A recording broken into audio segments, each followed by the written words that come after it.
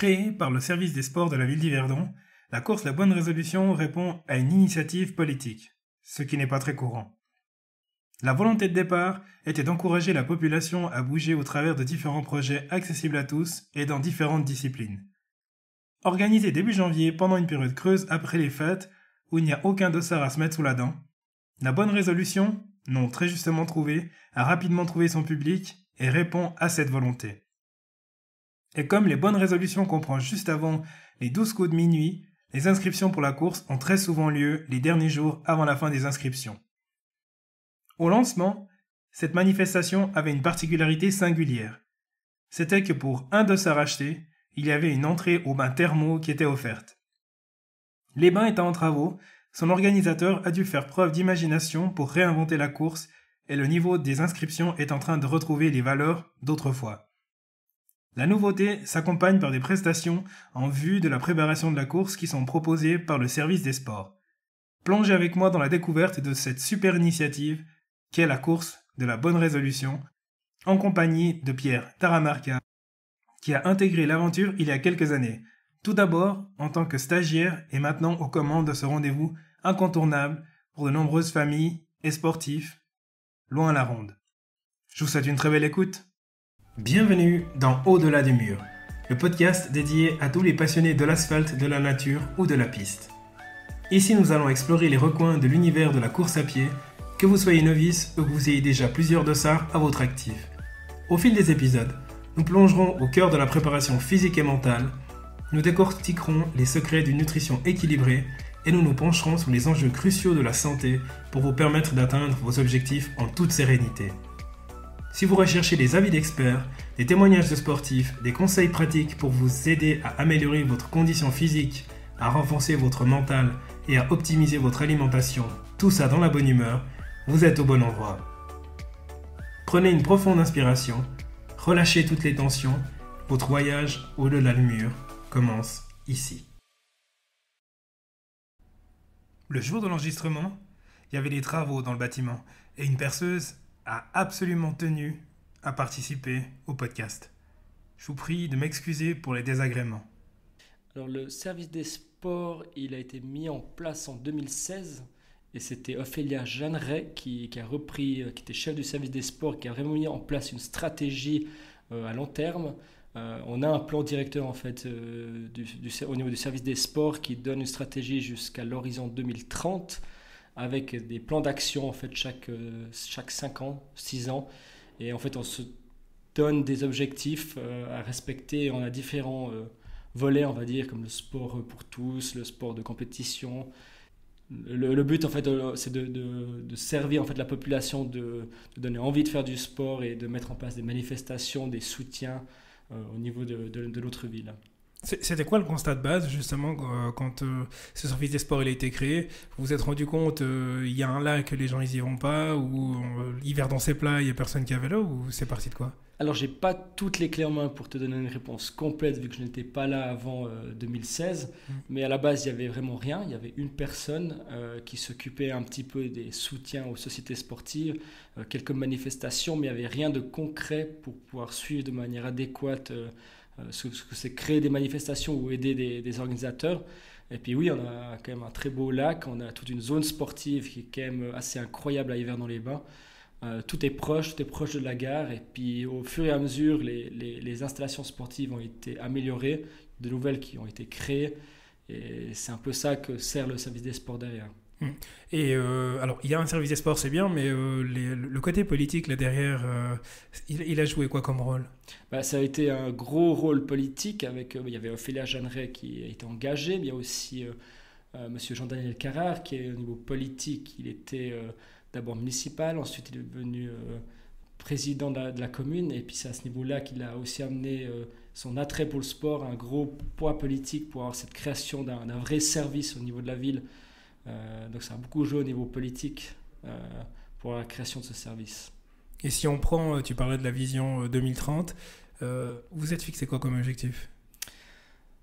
C'est une question compliquée que tu me poses quand même là, mais on va toujours en s'améliorant. Au début, on avait des petits soutiens pour nos sociétés sportives. Ces soutiens, ils augmentent toujours de plus en plus.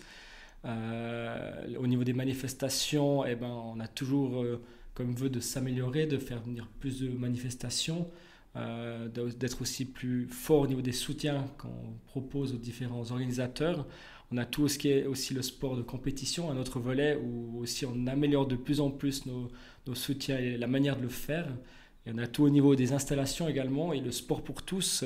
Je ne sais pas exactement l'historique, comment ça a débuté au début, mais c'était très faible et maintenant on a vraiment un magnifique panel d'activités sportives qu'on propose, des fois gratuites, des fois payées, mais on a quand même un joli volet aujourd'hui en 2023 de propositions, en tout cas au niveau du service des sports.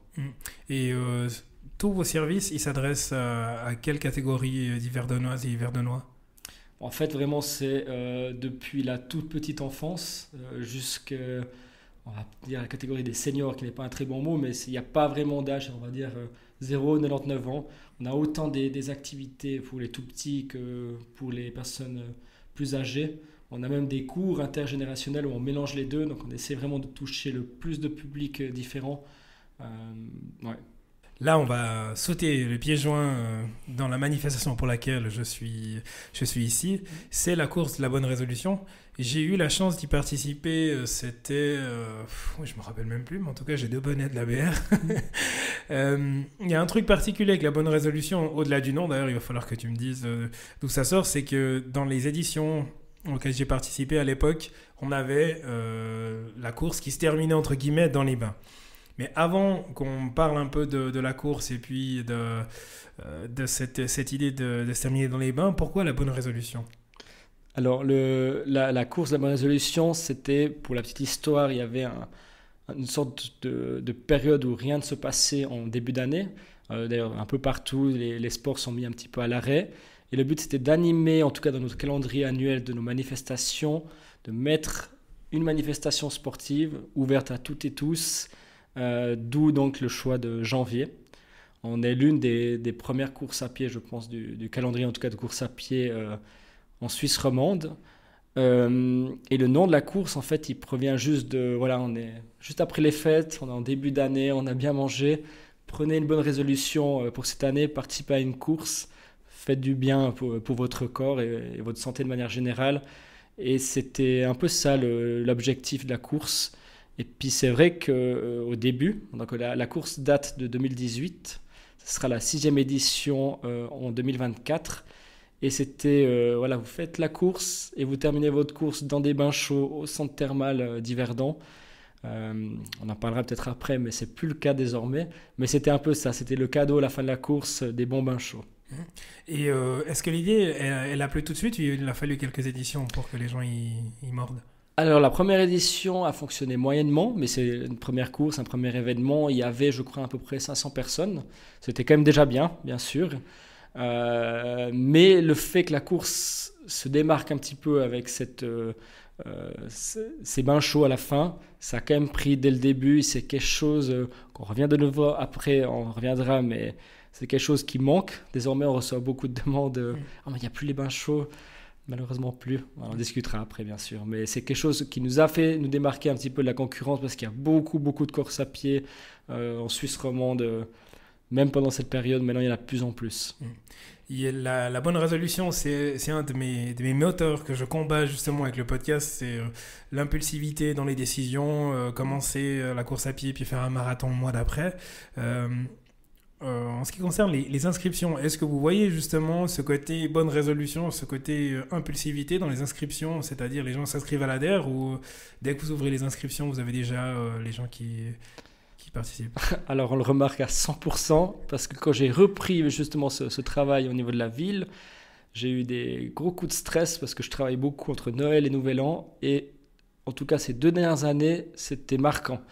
Il y a 100 inscriptions avant Noël, je crois. On a peut-être à 300 inscrits jusqu'à Nouvel An. Les fêtes, elles passent un petit peu, les gens ils cogitent, ils regardent un peu ce qui se passe à Yverdon.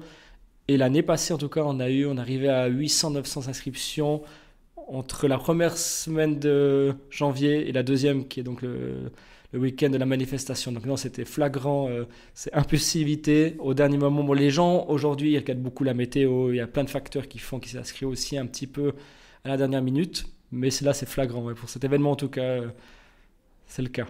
Donc le nom le nom il est juste parfait, quoi. Exactement. En cohérence totale. Et au niveau justement de ces gens qui s'inscrivent à l'ADER, c'est quoi le public qui participe à cette bonne résolution? Alors nous, on offre plusieurs catégories. On a des catégories pour les enfants, pour les familles, puis on offre aussi pour tout le monde des distances un peu plus élevées, et puis aussi du nordique et du walking. Et majoritairement, je dirais que c'est les familles. Il y en a vraiment beaucoup qui s'inscrivent, à peu près, je ne veux pas dire de bêtises, mais à peu près 400 personnes. Et puis on a le même nombre au niveau des individuels qui font la course, on va dire des adultes, qui est le dernier départ. Donc 400 individuels, donc ça veut dire qu'il y a quand même des gens qui viennent un peu pour en découdre au niveau de la compète. Est-ce que y a des gens qui se blessent typiquement, vu qu'il y a des gens qui s'inscrivent à l'ADER? Est-ce qu'ils s'inscrivent à l'ADER parce qu'ils savent pas trop s'ils veulent participer, ou ils s'inscrivent à l'ADER sans forcément sans forcément être prêts, pardon. Est-ce que tu as des statistiques des gens qui se blessent lors de la course justement parce qu'ils n'étaient pas prêts? En tout cas, de mon expérience depuis que j'ai repris, on n'a jamais eu de blessure. Après, tu me parlais qu'il y avait certaines personnes qui venaient peut-être pour faire un peu de compétition. On a quand même eu des gros niveaux, hein, franchement impressionné. Alors qu'on est vraiment une course dédiée, vraiment populaire, ouverte à toutes et à tous. C'est pas forcément le chrono qui compte, mais plutôt l'ambiance et le fait de faire un geste pour sa santé. Mais on n'a jamais eu, en tout cas, je touche du bois, jamais eu d'accident à déplorer, ni de grosses blessures lors de cet événement. Mais beaucoup de gens ne viennent pas préparer, mais c'est des distances beaucoup plus courtes. C'est dans une ambiance très familiale aussi. Et si justement on parle du parcours, donc en quoi est-ce qu'il consiste?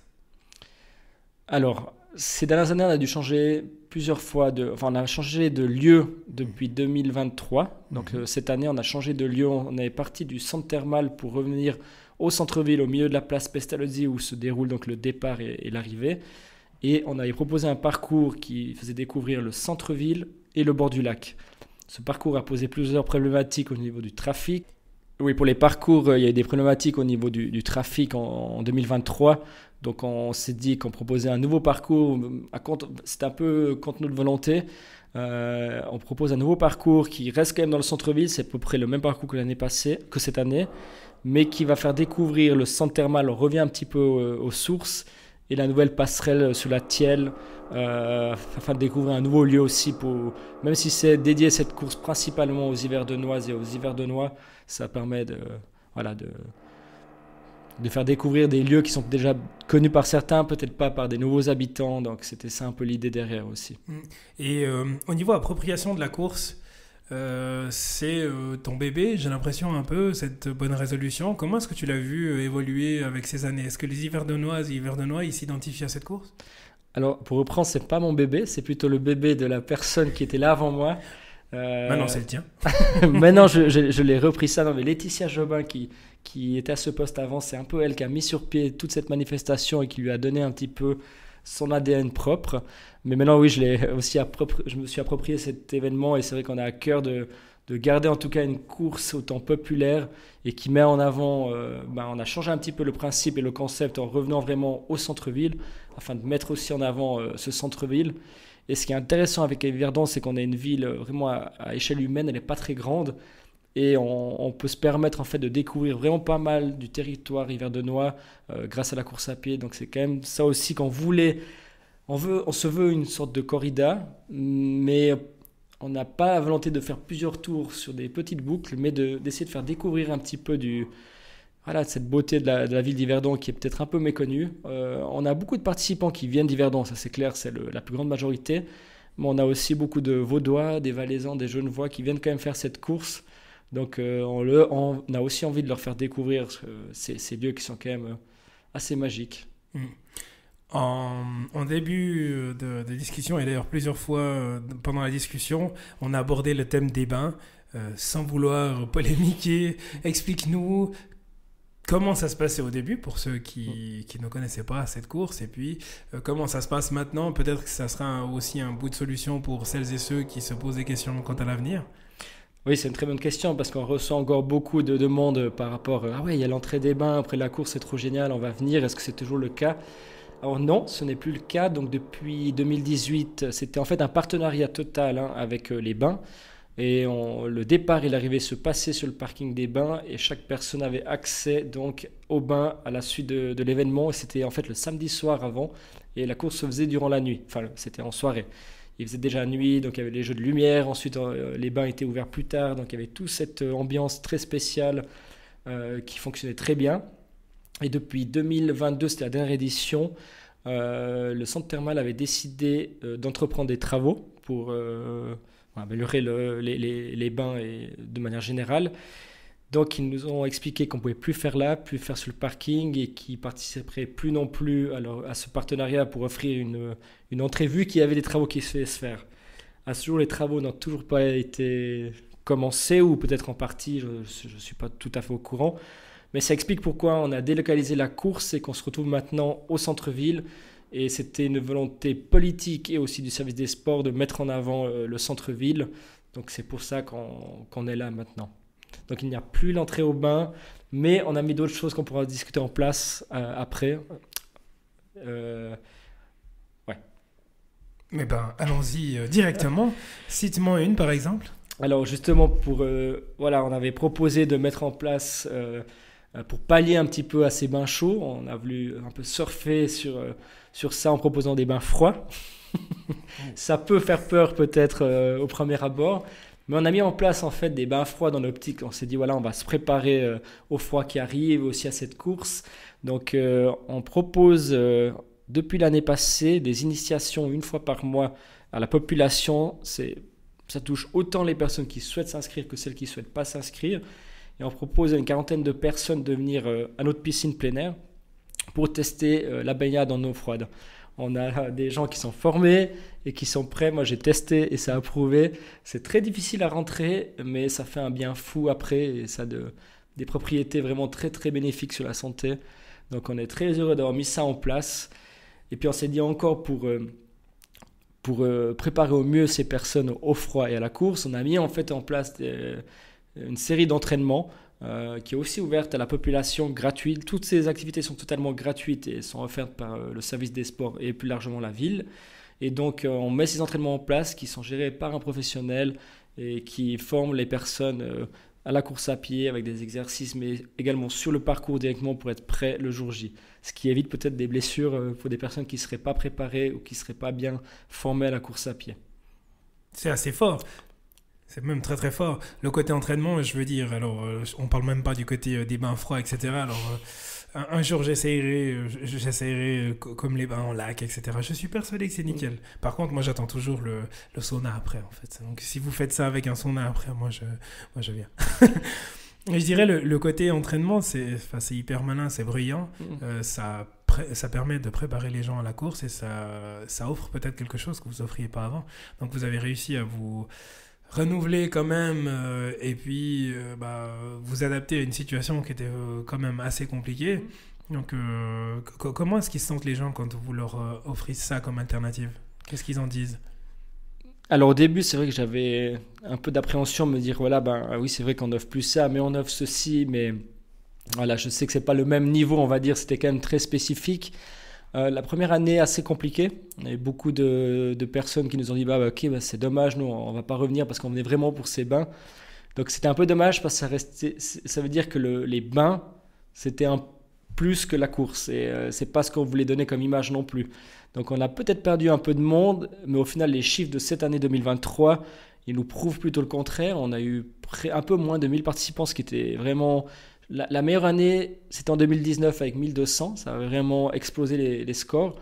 Mais après, on a été un peu plus sur 800, quelque chose comme ça. Donc ça veut dire que malgré le changement de stratégie et de direction et de vision qu'on a donné à cette course, on a quand même notre base qui est présente et qui est très contente, j'imagine quand même, vu que le nombre de participants, on verra cette année, a envie de retenter l'expérience. Les bains froids, c'est quand même quelque chose qui fonctionne très très bien, on est chaque fois complet. Et les entraînements, on a aussi, je profite de le souligner, c'est qu'on a quand même un joli... on a plusieurs courses à pied en fait sur l'année, on a un joli panel et l'objectif serait peut-être de prolonger ces entraînements après la course et non pas seulement les stopper. Voilà, vous avez fait la course, la bonne édition, c'est terminé, mais on a d'autres événements en juin Et c'est pas nous qui le faisons, c'est des organisateurs, mais on a un joli panel en fait d'activités, en tout cas de courses à pied sur l'année à Yverdon-les-Bains. Donc il faudrait qu'on surfe aussi là-dessus pour essayer de garder en fait les gens actifs sur toute l'année. Vous pensez déjà du coup au coup d'après et ce renouvellement-là, donc les bains froids ça a l'air de prendre, les entraînements ça a l'air de prendre. Dans 5 ans, la bonne résolution, elle ressemble à quoi? C'est une bonne question. Je ne sais pas si on peut plus grandir que ça au niveau de ce type de course. On n'a peut-être pas atteint pour l'instant le maximum, mais on ne pourra jamais accueillir 3000 personnes vu qu'on est sur des parcours quand même très réduits.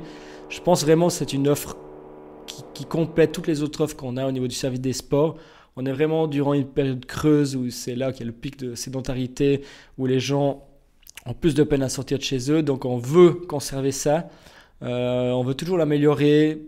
C'est pas impossible, je le souligne bien, c'est pas impossible qu'il y ait un jour un retour, un partenariat avec le centre thermal. Donc on aura peut-être de nouveau ce côté festif et ce retour dans les bains chauds. Mais pour le moment, on va continuer notre ligne. C'est si joliment dit. Et au niveau des inscriptions, actuellement, ça se passe comment? Donc c'est comme d'habitude, là on est en novembre, les gens ils ont même pas envie de penser à l'année prochaine, ils sont plutôt la tête dans les cadeaux. C'est tout à fait ça. Donc là on est à 100 inscrits après... ça fait déjà un mois, il me semble, sauf erreur, que j'ai ouvert les inscriptions. On est après à 100 inscrits. Je parie tout ce que j'ai qu'entre Noël et Nouvel An, on sera à 250 et qu'il y aura 600 inscriptions au dernier moment. L'année passée aussi, on a eu, je crois, 150 le jour J. Oui. On n'a pas pu donner assez de dossards vu qu'on n'en avait pas commandé. Donc ça prouve un peu l'ambiance qu'il y a et la manière de fonctionner des participants. Mais alors, je le souligne encore, c'est vraiment le nom et puis la date, en tout cas, bravo, parce que clairement, ça veut dire que ça marche. Excellent, bravo. C'est vraiment très bien. Merci. Et du coup, si on se projette, vu que ça sera le premier épisode 2024 du podcast qui sera diffusé, si tu devais avoir une bonne résolution à prendre, ça serait laquelle? Tu me poses je vais prendre un petit temps de réflexion. Il n'y a pas de problème. Une mauvaise bonne résolution. Ouais. Une bonne résolution que les gens y prennent souvent, mais qui ne devrait pas être une bonne résolution. Une mauvaise idée, mais que les gens y croient que c'est une super idée. Une mauvaise bonne résolution. Une mauvaise bonne résolution, c'est d'attendre le dernier moment pour s'inscrire à notre course à pied lorsqu'il n'y a plus de dossard, vu que nous, on doit commander le dossard bien en avance. Et ce serait une mauvaise bonne résolution que de ne pas participer à cette course qui est très conviviale. Et cette année, on propose en plus de la nourriture qu'on n'avait pas vraiment proposé l'année passée. Il y aura peut-être de la raclette, des fondus. On est encore en train de négocier ça. Mais le but, c'est de créer aussi un espace convivial qui rassemble les Yverdonnoises et les Yverdonnois sur la place. Pas du village, mais c'est la vieille ville vraiment. Et c'est vraiment une occasion unique de se retrouver tout le monde en début d'année. J'espère que j'aurai l'occasion de participer ou en tout cas d'assister à ça. Je te souhaite plein de plaisir en tout cas et puis belle fête de fin d'année si on ne se revoit pas, si on ne se reparle pas. Merci beaucoup. Je te fais les mêmes bonnes résolutions peut-être pour l'année prochaine de participer à cette course. Et c'est avec plaisir que je t'invite à la course si tu veux participer. Merci Pierre. À bientôt. À bientôt.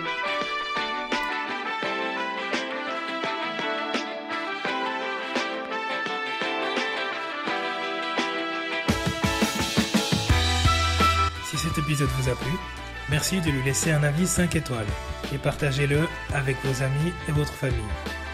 Me laisser un commentaire, c'est m'offrir l'occasion de m'améliorer pour continuer à être écouté par vous.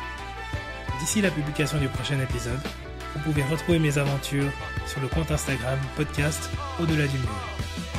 Portez-vous bien, allez à très vite, ciao.